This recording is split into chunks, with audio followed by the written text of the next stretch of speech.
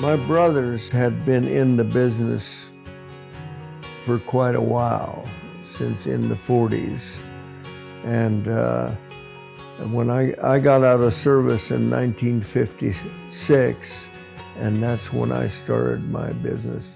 I watched my brothers and it just enticed me, and that was the only thing I wanted. I retired in '97, but my boys took over as they graduated out of high school.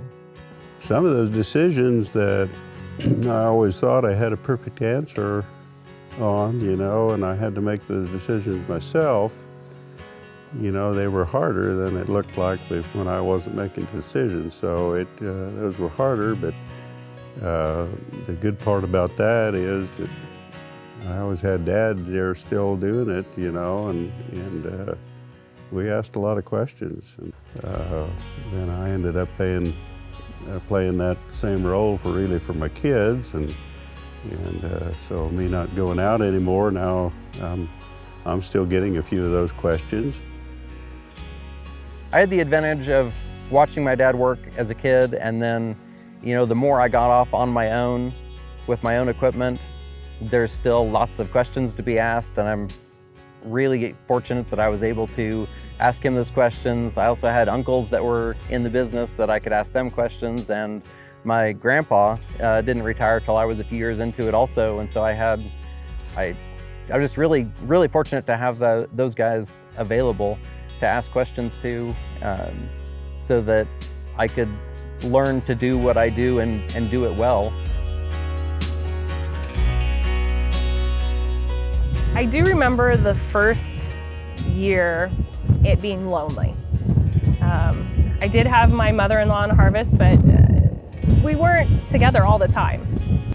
Before we were married, I would try to come out, and I would spend time at the trailer with her, and just seeing how she would do things, just sort of her process. Wasn't necessarily the procedural, because that's something that each individual has to figure out how it works for them. But in general, of the care and the sacrifice and how to navigate all that, and just how to be a mom to people you don't know.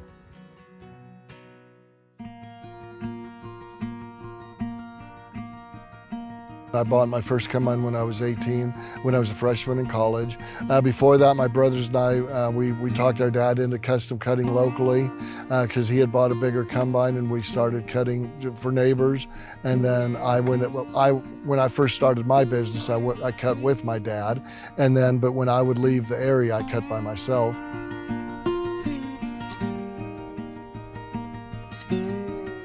My dad was a very good teacher, and he definitely helped me learn so much about what I could do and then how to improve my skills, for sure. Our dad was always great about making sure we didn't feel like we had just totally messed up, and just showed us how to do it better the next time.